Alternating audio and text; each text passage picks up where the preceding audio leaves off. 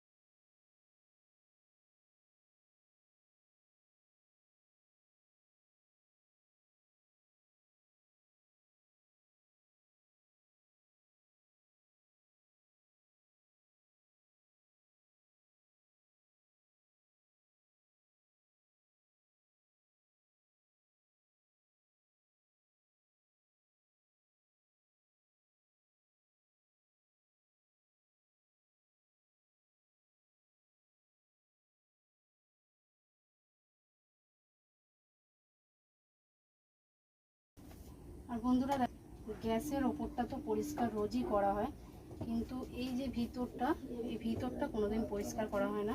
এই ভিতরটা আমি পরিষ্কার করতে পারি না, কারণ নতুন অবস্থা থেকে যদি আমি মুছে মুছে রাখতাম তাহলে পরিষ্কার থাকতো। তো নতুন অবস্থা থেকে আমি পরিষ্কার করিনি। তো এখন মানে জং জং মতন হয়ে গেছে ভিতরটা, কিন্তু কি করে পরিষ্কার করবো এটা জানি না। এটা দোকানে দিয়ে তারপর এটাকে একটু রং ফং করে নিলে হয়তো জংটা ধরতো না। তো ভুল হয়ে গেছে আমার, প্রথমে যদি রং করে রাখতাম তাহলে আর হতো না। তো আর কী করা যাবে, জং তো ধরে গেছে।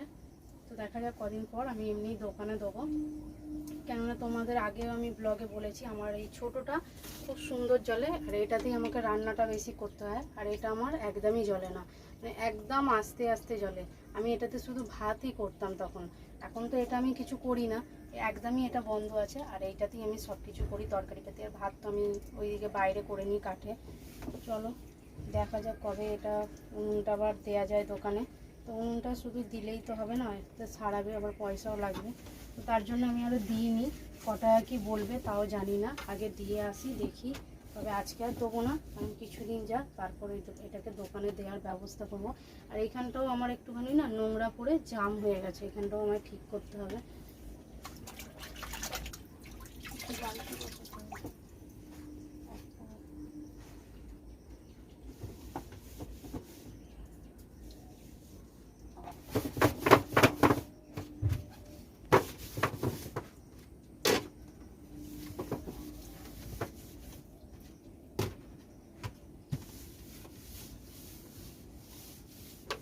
চলো প্রথমে আমি সাবান দিয়ে গ্যাসটা মুছে নিয়েছিলাম, তারপর এই জল ন্যাংরা করে মুছে নিয়েছি কাপড় ছেঁড়া করে। এবারে আমি শুকনো কাপড় দিয়ে মুছে নেবো। কাপড় দিয়ে মুছে নেওয়া হয় কেন, মানে জল দিয়ে মোছার পর একটা যে দাগ হয়ে যায় শুকিয়ে গেলে, সেই দাগটা আর হবে না বলে আমি শুকনো কাপড় দিয়ে মুছে নিই। তো এটা সবাই বেশিরভাগ মানুষই করে, তো তার জন্য আমিও করি। তো চলো শুকনো কাপড় দিয়ে মুছে নিই।